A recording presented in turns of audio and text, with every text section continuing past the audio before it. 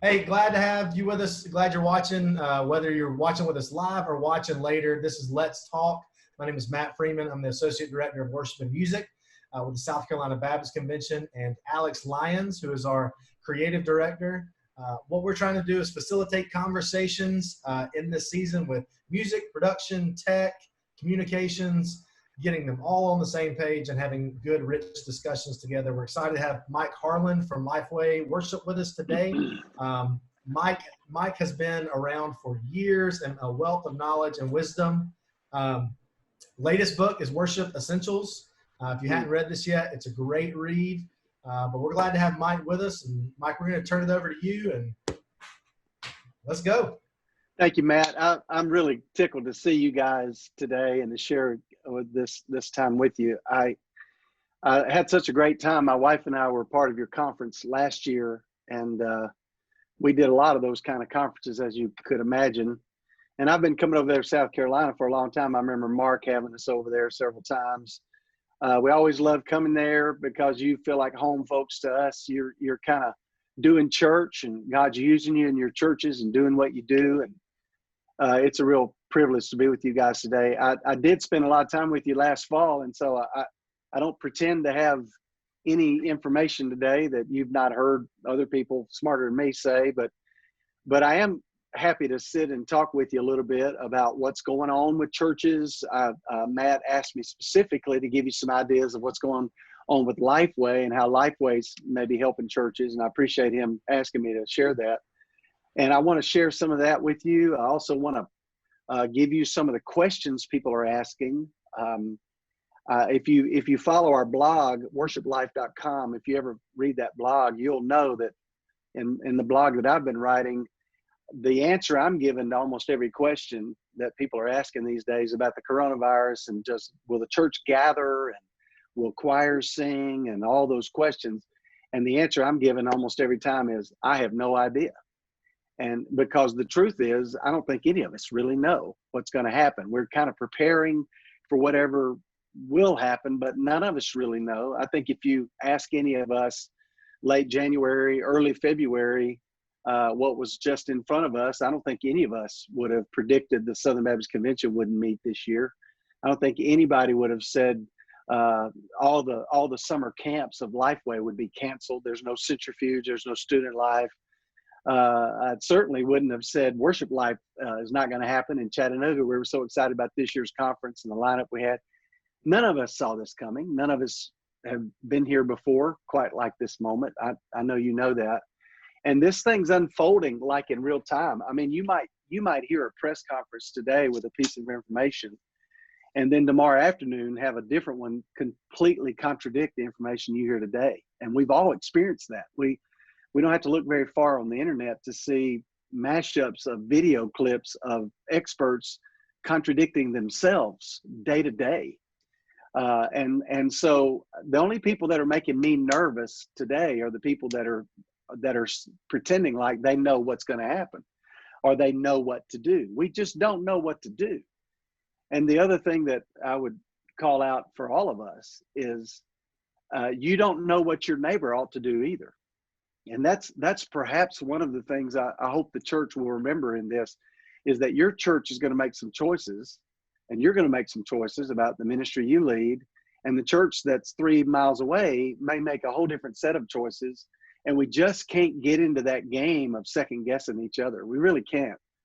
And from my seat in Nashville, you know, I'm talking to church leaders across the country, and I'm telling you, what's happening in Georgia is not what's happening in Kentucky and California. And I mean, it's going to be different state by state, county by county, and even city by city.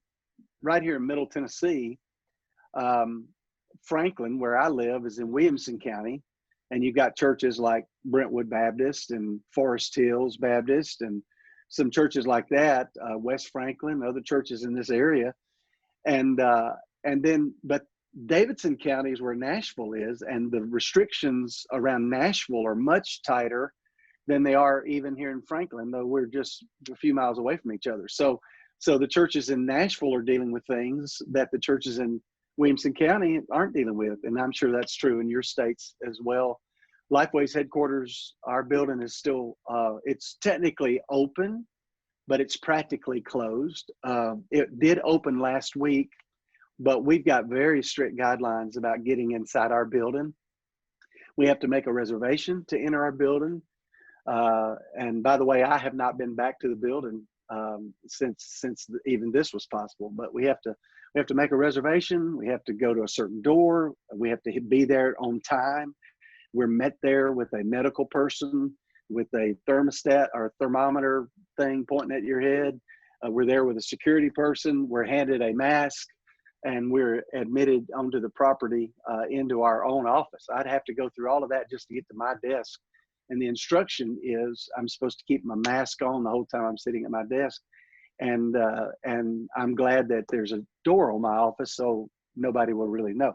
But anyway, so that's the world that we're living in right now. And what an unstable and uncertain time that is. I think one of the most puzzling things that people like us on this Zoom conference are dealing with is this whole idea of choirs or not. And does singing create more risk for people that are gathered in a way that makes singing optional or marginal in our worship? And I'm telling you, that is a huge question. That's not just a theory this person or that person is talking about in a pessimistic kind of way. It's something that I'm hearing government officials talk about. I saw a press conference last night, a governor of one of our states giving a press conference. And the reason I tuned into it is because the title of his press conference was Guidelines for Churches to Reopen in this particular state. And I happened to see it on a Twitter feed, and I thought, oh, I want to see what that governor says, just to get a sense of what a governor in a state might how he would address that. And so I'm listening to this governor, and he's talking about churches specifically of all faiths, but he's talking about how churches will gather, and he's talking about things like seating capacity, a percentage of capacity that's allowable. He's talking about passing an offering plate or not.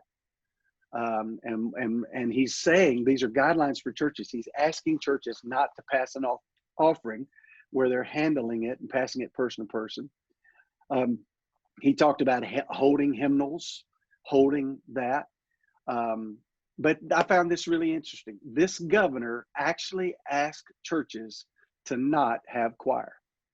I know you've probably read articles about that. There's an article of a doctor in Missouri that has been widely spread. And by the way, Matt's got links to all of this. The state music leaders have a Facebook page, and I've been watching those guys. They've been populating the Facebook page with all kind of articles, and Matt probably has every one of the articles that I'm gonna reference in what I'm sharing with you.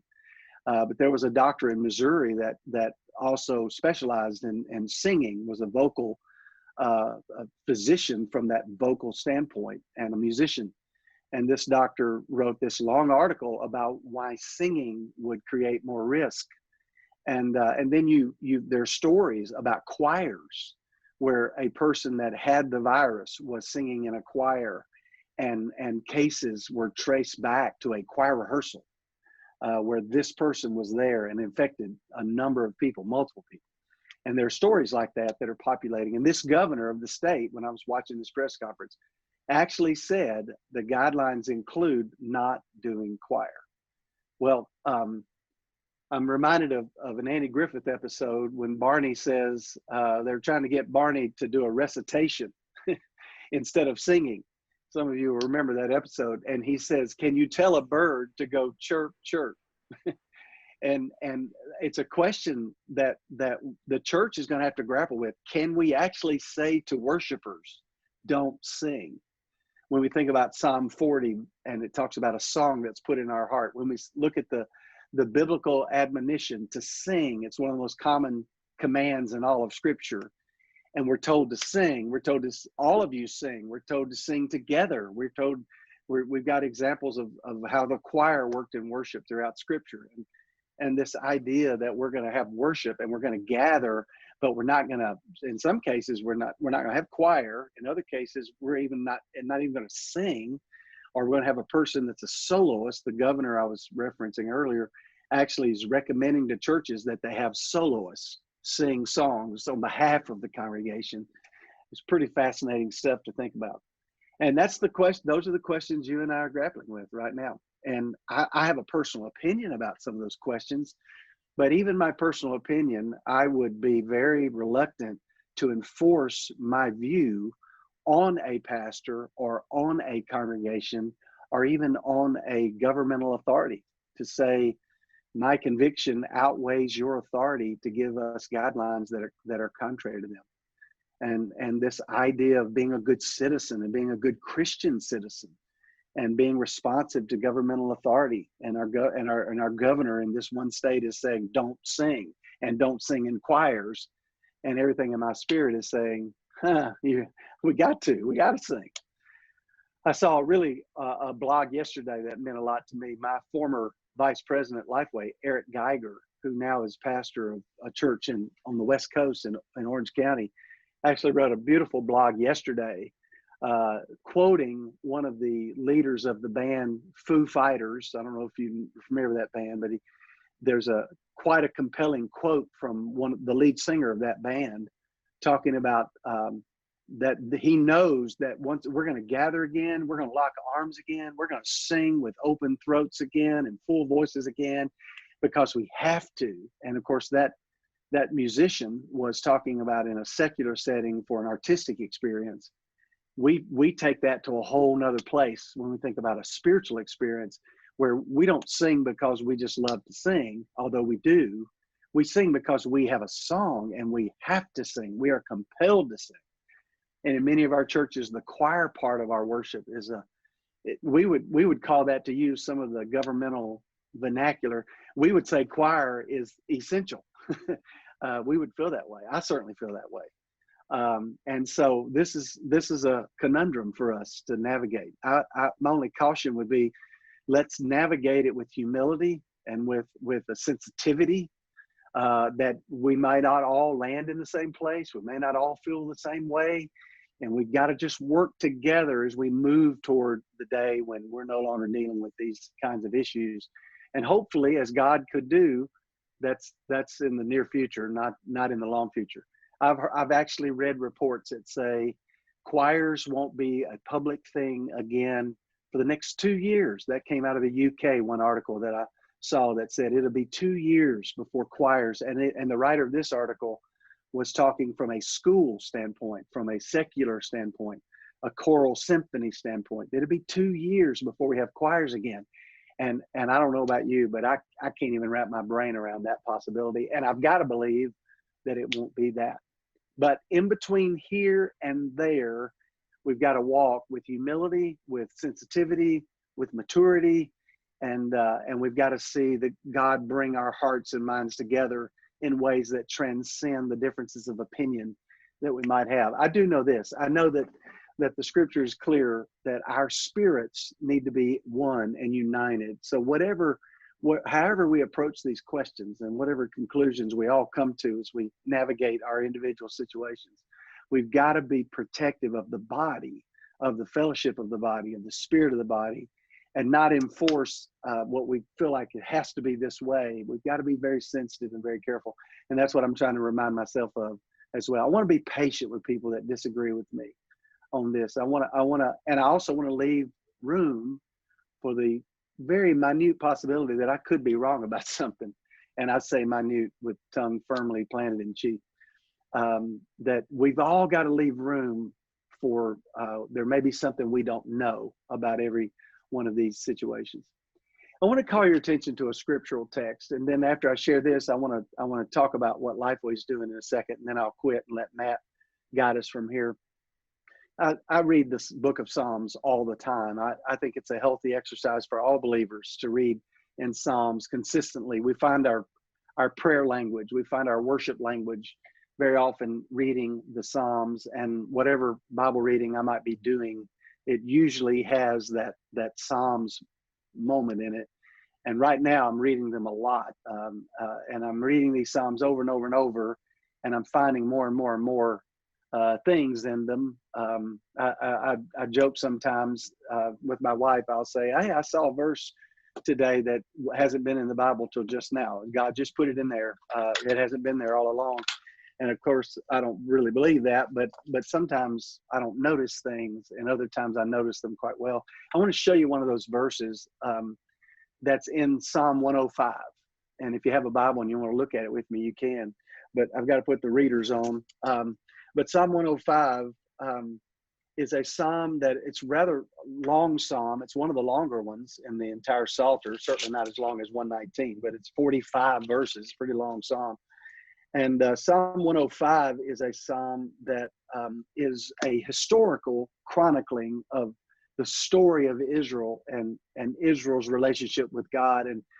And as great songs often do, it's one of those storytelling songs. It's a song that describes the character of God for sure, but the psalm does that through the lens of telling the story of Israel and how God has related to his people. And the psalm starts off with a call to worship, give thanks to the Lord, call on his name, proclaim his deeds among the people, sing to him, sing praise to him, tell about all his wondrous works. And then, as great songwriters will do, that's kind of the subject. And then the rest of the psalm, he begins to tell some of those wondrous works that God had done in the life of Israel. So he starts, he says in verse 7, 8, he talks about a God that remembers his promises, that remembers his covenant. And he goes back to Abraham. He swore a covenant to Abraham in verse 9. He swore to Isaac. He confirmed it to Jacob as a decree, and to Israel as a permanent covenant. And then quotes God, I will give the land of Canaan to you as your inherited portion. And this is the psalm starting to tell this story, this history of his relationship with Abraham and then Isaac and Jacob and Israel. And then verse 12, the story picks up. When they were few in number, very few indeed, and resident aliens in Canaan, wandering from nation to nation, from one kingdom to another, he allowed no one to oppress them. He rebuked kings on their behalf. Do not touch my anointed ones or harm my prophets. So he's just he's recalling the history of God's faithfulness. And then verse 16 references the story that we know really well from Genesis. He, that's God, called down a famine against the land and destroyed the entire food supply. He's talking about that part of the story where a famine has fallen on Israel, but Egypt had prepared for the famine. And you know that part of the story. The reason Egypt was prepared for it was because of something God had already done. And the next verse tells us that. Verse 17 says, he sent a man ahead of them, Joseph, who was sold as a slave. So put those two verses together, 16 and 17. He called down a famine against the land and destroyed the entire food supply. But he had sent a man ahead of them, Joseph, who was sold as a slave.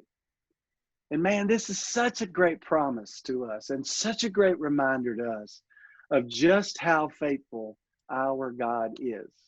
We know the story of Joseph. It's one of those colorful stories that we love to tell. We love to see it talked about. We love to act it out in a vacation Bible school. I mean, what a great story.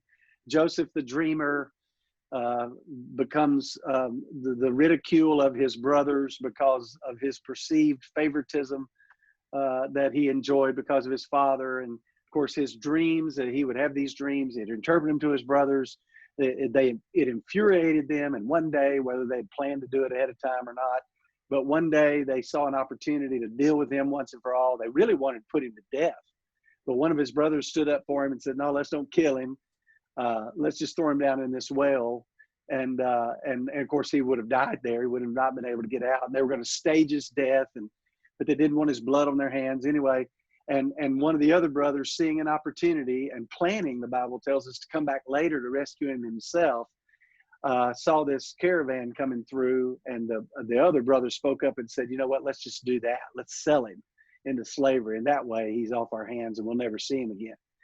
And the whole story, you at the first part of the story, if you're like me, you're kind of fed up with Joseph a little bit. You kind of understand the brother's sentiment toward him. If you're like me, you begin to think, yeah, I'd probably feel the same way if I had a brother that told me I was going to fall down and worship him someday, and I might feel the same way. I don't think I'd kill him, but I'd be frustrated with him. And then we start feeling a little more sorry for Joseph when he's thrown into a pit, and then really feel sorry for him when he's sold into slavery and marched down into Egypt. And then we're feeling better for Joseph when he's in Potiphar's house. He finds favor there and finds a place of trust and a position of note. But then we start feeling sorry for him again when he becomes the victim of a false accusation and winds up in prison and only to languish there. And you know the story. I don't have to keep telling it to you. But what the psalmist says here is encouraging to us if we'll listen closely and see that the God who was faithful here is being faithful right now in the very same ways to us. We just don't see it yet. We're kind of in that, I don't know, we're past the well. We're probably already in slavery, but we're kind of almost in that part of the journey where we may feel like we're in prison like Joseph was for a time. Because look at what it says again. It says he called down a famine and he wiped out the land of Israel. Their food supply was gone. They were going to starve to death. But he had sent a man on ahead of them, Joseph, who was sold as a slave. So long before the famine, God had already taken unbelievable. The story is fantastic. If we saw this in a movie and didn't know the story from the scripture, we wouldn't believe it. We'd say some playwright came up with that. But it's right here in God's word, these details lining up: a brother who offends, brothers who attack, brothers who sell him into slavery and wrongly accused, and all of that. And the famine hadn't even happened yet. When he's in Potiphar's house, there's no famine yet. But he winds up in prison, and during his imprisonment, God begins to do something on the other end of the equation. And when the moment is perfectly timed, this is the part that the chill bumps come up for me. In the perfect moment, on the day that his brothers walk into the courtroom before their own brother to fall on the mercy of Egypt and say, we are starving to death and we need provision. And Joseph had already been sent ahead. It's like step 523 in a process, and the timing and the synchronization of all of these details coming to a pivotal moment. And when the perfect moment came, the perfect man to answer their plea was already sitting there. And here's the amazing part of the story, is that God saw that day. On the very first day, Joseph told his brothers about his dreams. And he saw every day in between. And here's what we know. Here we are in May the 20th in the year 2020, and we're way off the map of understanding what's going on in our world and in our lives and in our churches. But my confidence, because of a story like this and many, many others, is that God saw this day on days long ago. He has already sent before you, before your church, before this nation, before the communities that we live in. God has already sent on ahead the answers to the prayers that we haven't even prayed yet. And he already has it in place. This week has been a week of reflection for me, because this week marks the completion of my 15th year at LifeWay. And I've been talking about it a lot because it's been a time of reflection for me. And one of the moments along my journey to begin to move from local church ministry to LifeWay happened at Ridgecrest. The final interviews that LifeWay had for me, I was meeting with 3 executives from LifeWay for 2 days there behind Spillman Auditorium in one of the little offices back there at Ridgecrest. And we've been talking for 2 days about a million things. I was exhausted. I was worn out. I couldn't think of any other possible question that they could have for me. And it seemed like every time I thought that, they'd come up with another one. And then we had exhausted all the questions I had. I mean, we're just right at the point of this is either going to happen or it's not. And I wasn't sure. And I had not been back to Ridgecrest since I was 16 years old. It had been 30 years, almost nearly 30 years since I had been on the campus of Ridgecrest. And here I was back there in these final interviews. And so we took a break. They said, well, let's take a break. And, why don't you take an hour? And for the first time in the 2 days I'd been there, I was able to get away from the people that were hosting me and questioning me. And I was able to kind of walk the campus. And so I walked up to the prayer garden. I walked over by the Nibble Nook and remembered when I was a teenager sitting out there with a guitar playing John Denver songs to anybody that would stand up or come around and listen to them.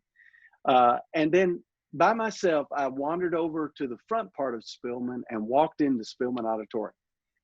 And my last time to have ever been in Spillman Auditorium was when I was 16 years old, and my youth choir that I grew up in my church in Mississippi were there for Church Music Week. And I had auditioned that week. They had auditions if you wanted to sing in a service. And I had auditioned that week, and I had played my guitar and sang a song I'd written. And they asked me to sing in one of the evening worship services. I remember it like it happened last week. And I walked in the Spillman Auditorium at the end of the second day of questions and interviews from LifeWay. And I go into this room, and the moment I walked out it was dark. There was nobody else in the room.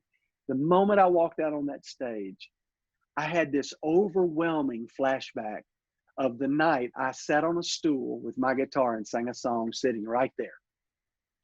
And then this was the next thought. I had so many doubts about whether or not I should do this, whether or not I could do this.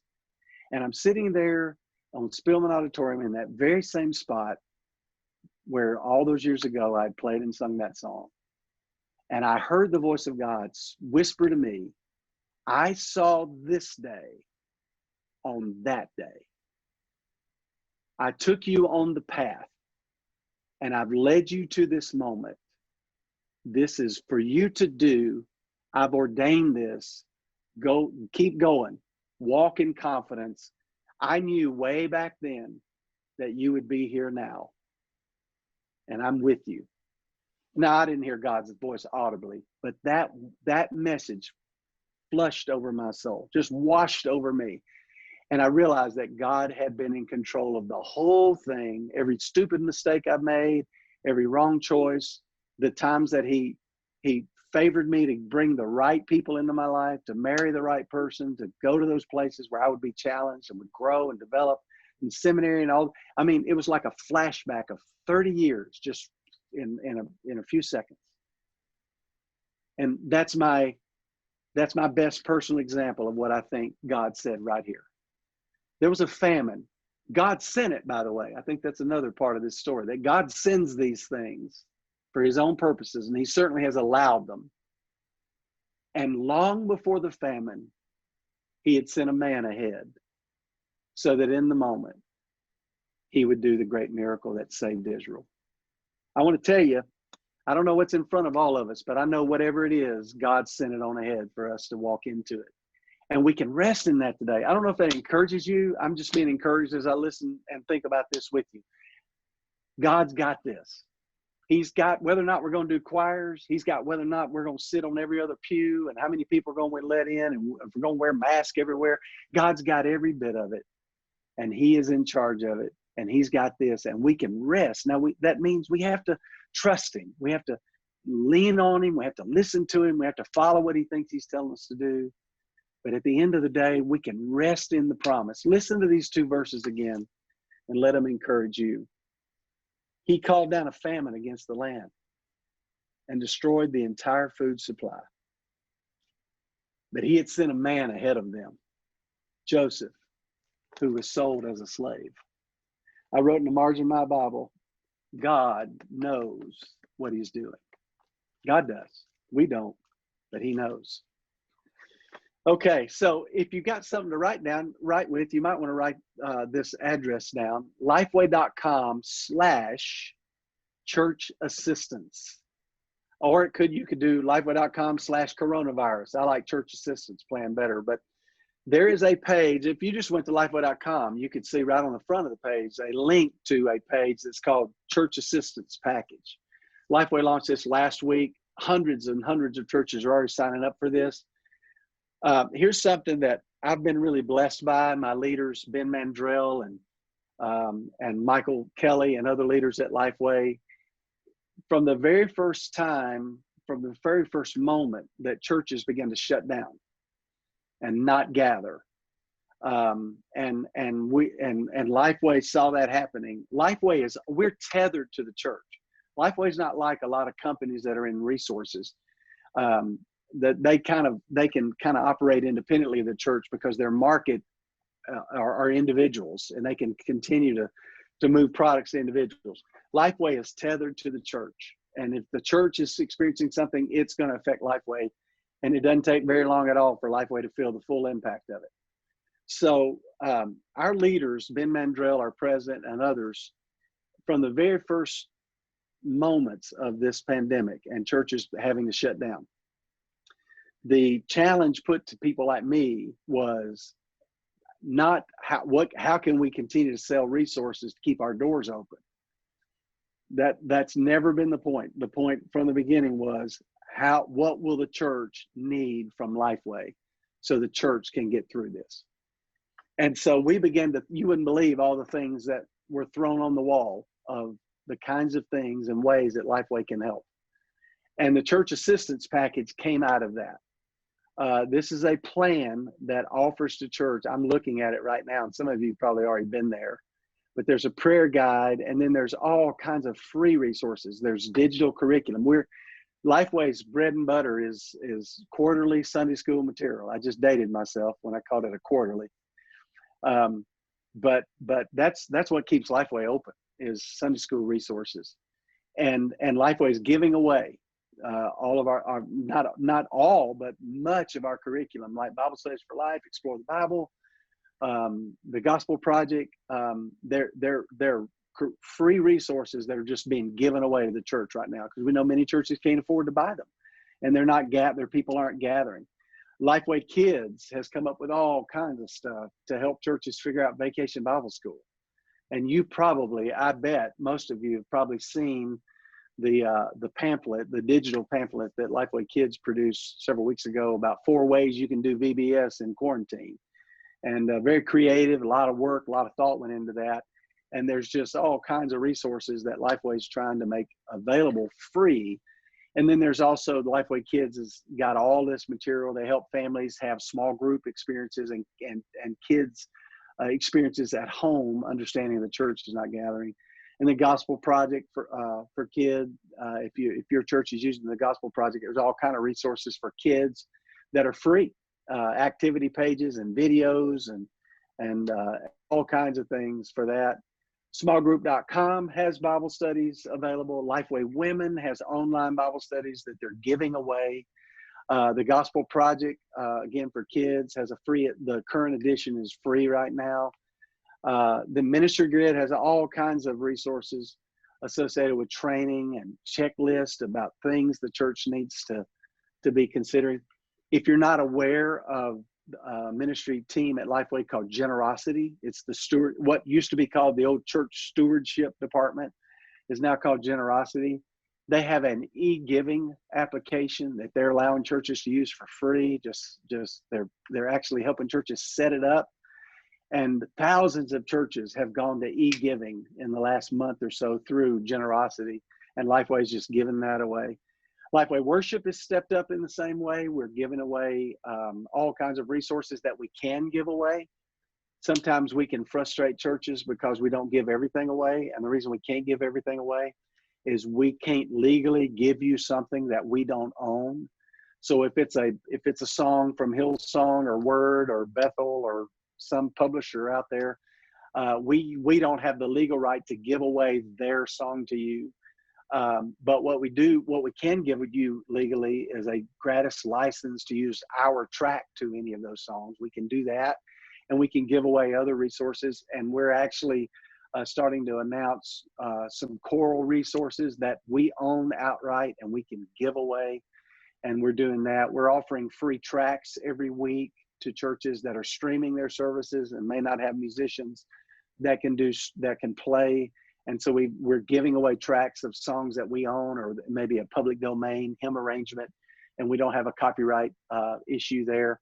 We're giving those away every week. LifeWay, if you're not on our email mailing list, it'd be worth joining it just to get the free stuff that we're sending out to our email every week, just to help churches navigate the worship stuff through here. LifeWay Students is doing the same thing with lots of resources for student ministry.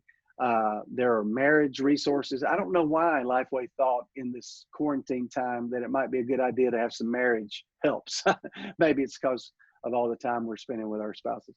But I'm looking at the list right now. There are all kind of articles and checklists and et cetera, et cetera, et cetera. There's even a section that's in Spanish if you're a Spanish speaking church or have a ministry of Spanish speakers in your church.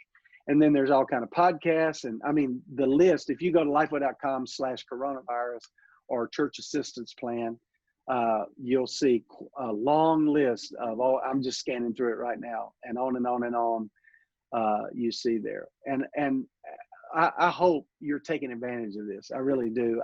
I think it's remarkable that there's so much here in virtually every area of church ministry that LifeWay is making available. Okay, I've talked too long.